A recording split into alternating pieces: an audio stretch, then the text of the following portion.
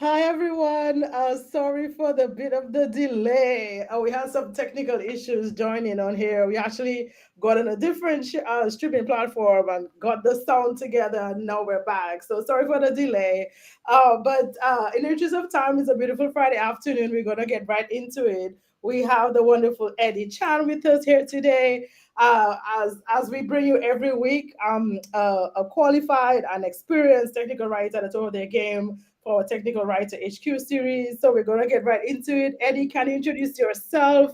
Tell us your academic background and how you got started in technical writing. Thanks for having me, first of all. My name is Eddie Chan. I am a technical writer at Cobalt Completions. We are an oil and gas downhole tools provider of technology and services here in Calgary, Alberta, in Canada. Uh, Alberta is sort of like a Texas, where our primary industry is oil and gas. And I'm responsible for documentation from standard operating procedures to assembly manuals. I recently branched out more to the marketing side, working on brochures, developing the website and maintaining content there, as well as content internally on SharePoint for internal employees. I even work on HR documentation, Wow. um, HR and safety documentation. But I think that's one of the things about technical writing is that you kind of branch out. And being the only technical writer at Cobalt, we're a relatively small company of about 50 people. Okay. You're involved in lots of different types of documentation for different audiences. So basically anything you name it, I'm sort of involved in it some way, whether it's I'm doing it from scratch, or you're working with field personnel, HR personnel, Right. HSE personnel, and so forth. So, Right, right. I love it. I love it. So as a chemical engineer originally, before I started technical writing, I always yeah. love when I find people who have entered the field without, a STEM or engineering background. So tell me what got you interested? Because I used to work in Texas. So when you said Texas, I was like, yep, I got it. Tell me how you got into like specifically oil and gas. Did you have to do any leveling? Did you have to do any extra courses? How did you close that gap for yourself? Well, and this is the thing is it's kind of I got into technical writing by accident, literally. Ah, A long story short, I worked overseas for a while, ah, and when I was overseas in Hong Kong, uh-huh. I stumbled upon a job opportunity to write for a computer magazine, PC World, Okay, okay. the English language computer magazine in Hong Kong.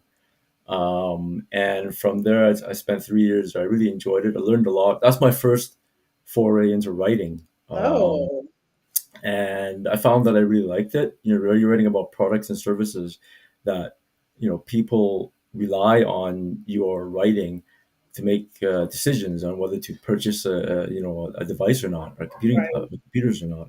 right. From there, I went into public relations.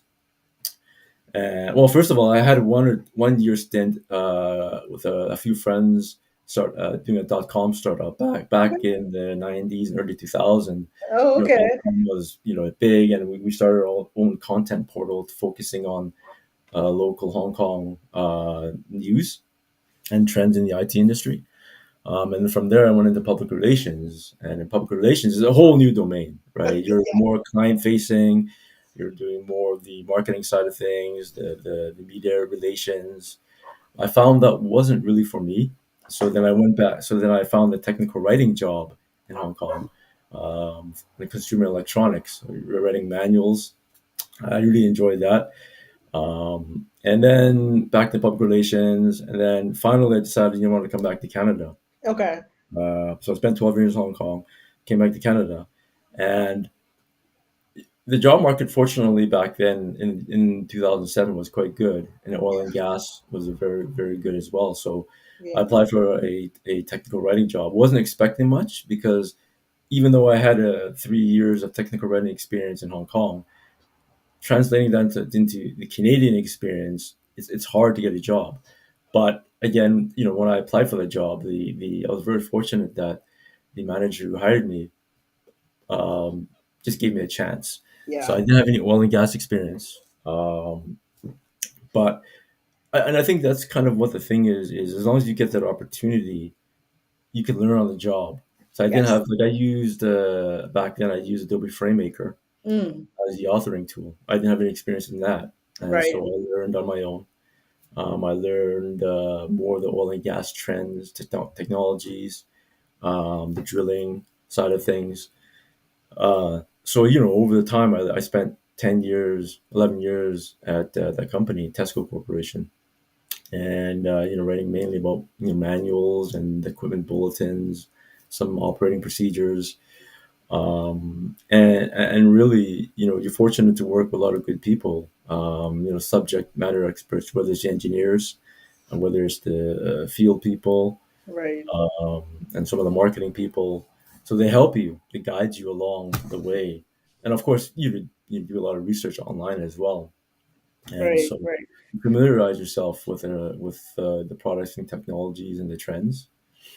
Right. So what I'm hearing, and other technical writers have said the same thing, is not just about laptop and go, like, and write. What I'm hearing is a lot of self-training, a lot Yeah. of upskilling, a lot of interaction with your subject matter experts. So on that line, can you tell me what best practices you have when you have to interact with somebody who's, very seasoned, they've been in this industry for, a lot of years, and you're coming in asking questions, trying to get a manual together, an SOP together. What are your best practices there to ask good questions and get the content that you need to write? I think the first and foremost would be proactive communication. Mm, Um, Leave no stone unturned, even when it comes down to the basic questions. Like for example, when I'm writing an assembly manual, there are hundreds of parts, right? And the steps are very specific. So for both operating procedures and the manuals, right down to literally right down to the nuts and bolts. And the torque levels, and when you're torquing, something, how tight does it need to be, right. things like that. So, if you have any doubts or any questions, don't be afraid to ask those questions. I mean, as dumb as the question may sound, um, it's better safe than sorry, because what I found is that documentation, while not everybody reads them, they are very important because from a legal standpoint, you have to have your bases covered, for both internal and external audiences. So that's the other thing. Also know your audience. If you're writing for technical people, if you're writing for marketing Yes. people, if you're Yeah. writing for executives, Yes. that's the other thing you have to know as well. So I think those are probably the two or three main things: is know your audience, Yes. and communicating with who you need to communicate to get the content. Yes, yes, I love it. I love it. And so you said you transitioned from 10, 12 years in Hong Kong, writing IT documentation, transition over to Canada, doing oil and gas in Alberta, kind of like the Texas Gulf Coast oil and gas. And then you transition yet again into marketing and HR. How was that for you? Another transition. How did you accomplish that? Um, I think that's the other thing about technical writing, or just writing in general, is that there's different kinds of writing. Is what I've learned. Right, there's the technical side of things where you have to maybe know some of the coding, know some GitHub, know data, all that. And then there's the other side of the writing, which I've learned, is that whether it's an HR or writing a safety manual, you work closely with you're working closely with the subject matter experts. They're the ones that have all the expertise. Mm-hmm. So when you're writing the documentation, whether you're doing it yourself or or they're writing for you or with you, again, it's communication. And I learned that, I don't know if this is a little bit old school now, but if you're trying to follow the Chicago Manual or the Yes. Associated Press, I don't know if that's necessarily 100% relevant these days, because there's also the internet Right. type of definitions and things like that. And working Right. overseas as well, also, I kind of figured that's not really relevant to some of the overseas audience. But as far as working with HR, you have to familiarize yourself with certain policies, and Right. understanding how that is relevant to the internal audience. And with the safety manuals or other HSE documentation, you have to be aware that your external audience may be referencing that. So if you have clients that are on the field, they need to know that to be safe in certain scenarios. And the main thing is that you have to have the documentation has to communicate to both your field, your company's field personnel, and then they have to be responsible to make sure that the client personnel Mm, on the site is also aware mm, of safety mm, protocols. mm. Uh, That's so important. That's so important because you're saying it's not just words on a page at this time. It's actually somebody's safety, the ability to come into work and then go home from this job because of that safety manual. So when it comes to like high risk, high pressure documents like that, do you have any tips for your documentation style? Any single sentence, your sentence structure? Like what are some of the ways that you go about to make sure somebody who's at the tail end of receiving that safety documentation, well, wants to read it. I know nobody wants to read, but if they do have to read it, they get the information that they need. How do you capture all of that in the written word?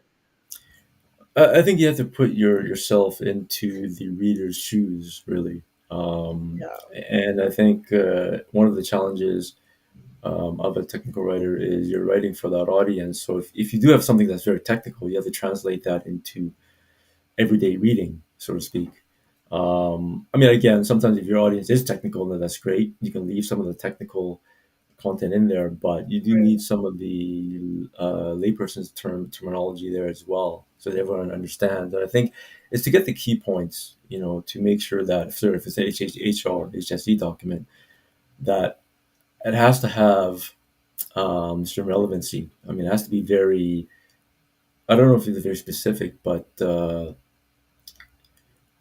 has implications. So if Mm, you're talking about safety, you have to, for example, give out the specifics of what could happen if you don't follow these steps, right? So you have those kinds of implications. And on the HR side of things, for example, it's with any of them, HR, marketing. You have to have that key piece of the phrasing right, that will kind of compel them to read. right, Not just your general jargon, but right, a very key piece of content that is compelling enough that okay, I better make sure I understand this, and whether you highlight that in some way, bold or whatever, or you give very specific examples of what could happen if you don't strap yourself tightly onto a lifting mechanism, for example. right, right. So things like that.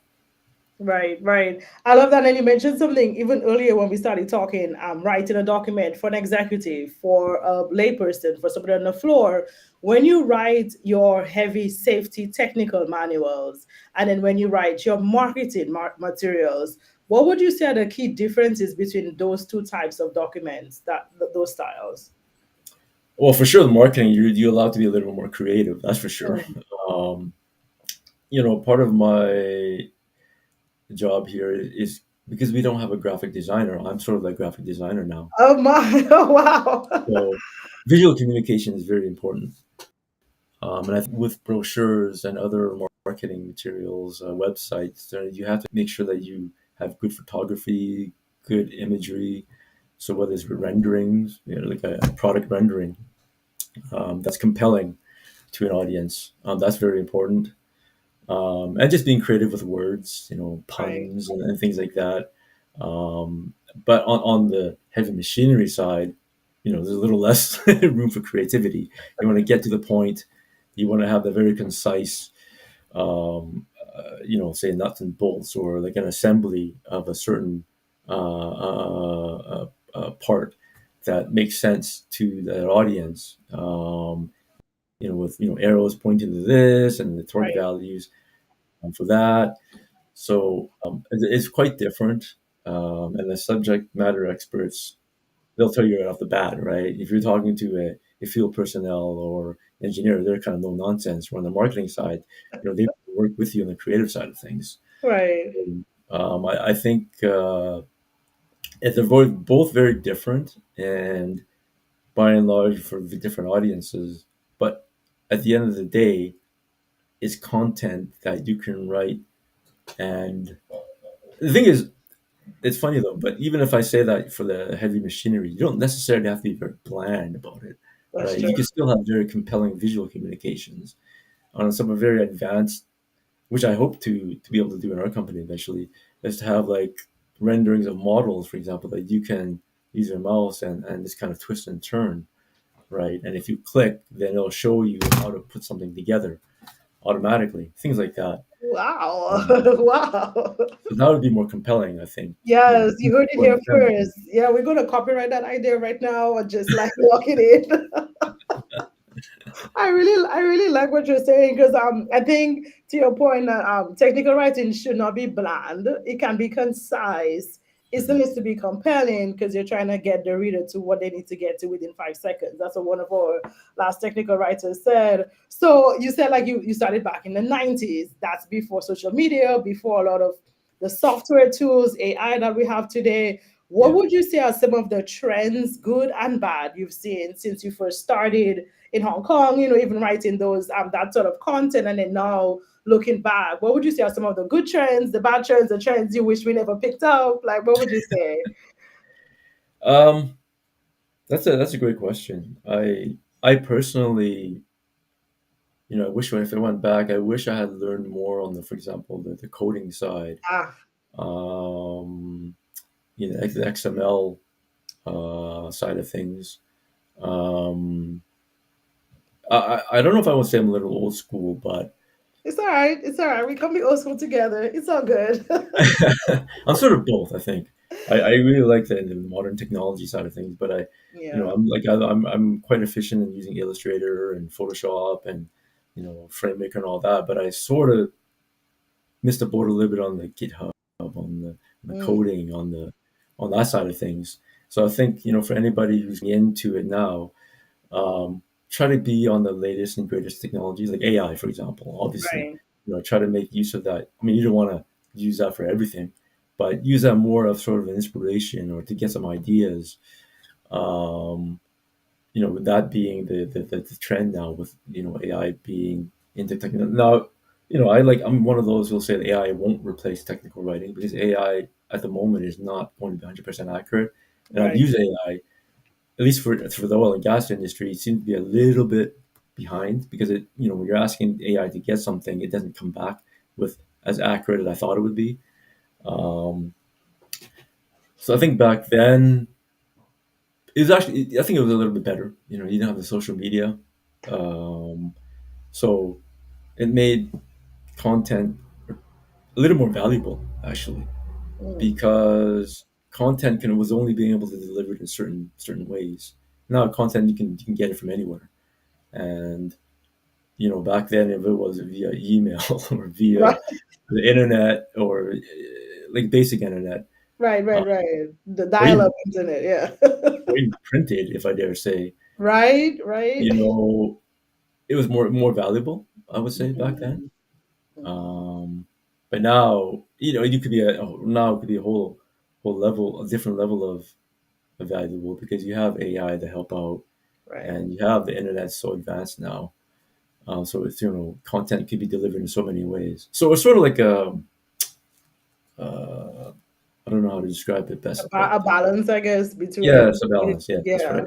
Yeah. Yeah, I also agree. I mean, I think it's actually making it harder to stand out, like because Mm, everything is so accessible and just available. It's making it harder for you to have content, video, words, whatever, print, what emails, because mm, it's just everywhere, So I think it actually makes it harder to stand out, and then it's even more important to get clearer, more concise, more detailed without losing your readers in the content that you prepare. So mm, we're just getting close to the end there. And I always ask this because I saw you have, psychology major and then going into oil and gas. So I always tell people it's not about the content really. It's about the delivery of that content. It's what really distinguishes you as a technical writer. So on that vein, when you approached, oil and gas, you approached the IT back then when you were international, what were some of the skills besides you said communication and staying in contact with your SMEs?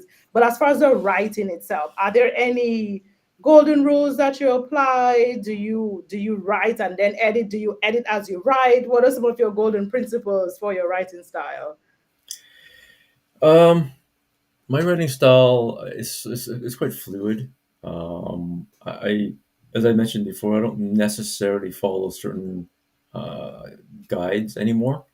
Um, I write more towards what I think the audience feels.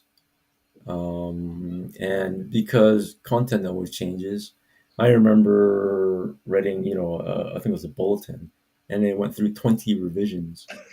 And I thought the first three was already good, but they kept going and going and going. And I think that's the other thing is that if you're starting out as a writer, you need to have a bit of a thick skin Yeah. because no matter how good you think your piece of documentation is always going to be not criticisms, but people have um, different approach to what they think is might be more appropriate for that piece of content. And I know when I first worked at the PC World, my editor back then, he had 25, 30 years of experience. And he told me that. He said he himself, you can never write a perfect piece of content. Um, so, I think kind of knowing the audience for sure, but just having that fluid style of writing and editing, know that changes can happen at any time. Yeah. And that, you know, just do a bit of, just do some research, I Yeah. think. Yeah, I Yeah. think that's the key. I echo that. I echo that. So another question I would like to ask our host here is, you mentioned GitHub, you mentioned Adobe FrameMaker. Any other software tools that you've used that helps your writing or your, like you said, using AI for inspiration? Any sort of those tools that has helped you augment your writing career? I've dabbled with a little bit into Madcap Flare, Ah, but back then when I was at Tesco here in Calgary, my first job back in Calgary, we used FrameMaker. ah, Right now, where I'm working at Cobalt, we use just simply Word because our manuals here are the shorter in length. Maybe anywhere mm, from 3 pages to 20 pages. So I don't really okay. necessarily need heavy industrial FrameMaker for the Yeah, 100, 200 plus pages of documentation. So I use Adobe Illustrator a fair amount yeah, because you're doing the visual side of things. Uh, I use Acrobat for PDF editing if need be. yeah. As I said, I use Photoshop. I use Shotcut for video editing. Okay. Uh, I use so you can see is mine's not necessarily very technical writing specific, Right, right? right, right. As I say, it's Content. more Mhm. content generally Yeah. now. But, Um, but coming from the industry, you said your SOPs were 30 to 20 pages. Okay, what miracle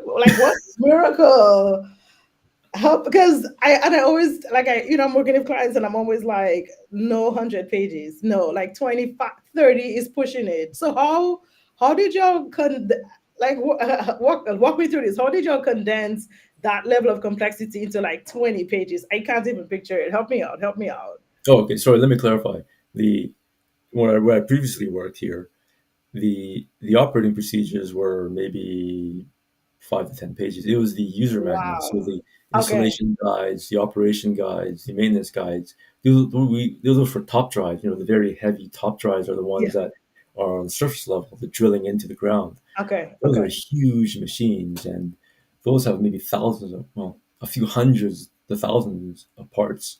And each of those, man, the installation guide, for example, was about 120 pages. Oh wow. Okay. Operations guide was about 120 pages. Same with the maintenance guide. So I fortunately, when I started there in 2007, those manuals are more or less established, Okay. and so it was more of maintaining them for me. But I don't know how they were written initially. Yeah, that, That's great. No, no, no, that's great. Because I mean, you have to think of putting somebody through 100-page document or like breaking it out into chunks where you can focus, like you said, the top level and then kind of drill down slowly into like deeper and deeper. To your point about thinking of how is the reader and the end user going to use this documentation, whether it's for safety, making sure we don't violate safety policies, or making sure we don't violate HR policies. How is the user actually using this document to help their particular job. So I think that's incredible. I keep it. I wanna learn how to make everything 20 pages long. But as we just getting close to the end here, any last words of wisdom, any regrets, any things you want to do again as a technical writer for our listeners before we close out? Um, I don't know if there's any regrets. I've enjoyed, of the public relations versus technical writing. I enjoy technical writing more because it's more, a Yay! little more in the background, a little Technical less writers client want to facing. win. Um, and just the overall communication with your colleagues that I really like. Fortunately, you're working with good people. Yeah, Um, and the advice again is just is if you're going into technical writing is have an open mind, be flexible. Your responsibilities can change at any time. Like it happens to me almost every day, or at least every week. You're ready for the unknowns. You could be working on a user manual in 1 hour, and the next hour suddenly you're asked to work on a brochure.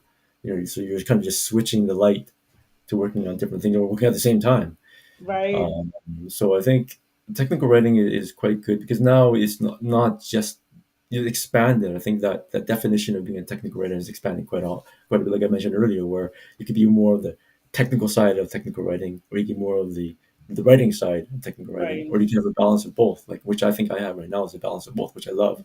Which is So beautiful. and I think if you look, for those who are looking for technical writing jobs, and you look at the descriptions of the jobs out there, they can see that right away. What on the technical side and on the writing side, or maybe the blend of both. So if you're sort of in the blend of both, then you'll have the best of both worlds. I love it. I love it. If you have a little bit of both, you have the best of both worlds as a technical person and as a writer of that complex material. I love it. So on that note, we are going to end here. Thank you so much, Eddie. Talking about technical, we had some technical issues getting into this call, but we definitely worked it out. Thank you for sticking with us, like while we figured this out on the back end. But thank you so much, Eddie, and have an enjoyable rest of your Friday afternoon. Thank you. Thank you, Simone. Thanks for having me. All right, absolutely. Thank you.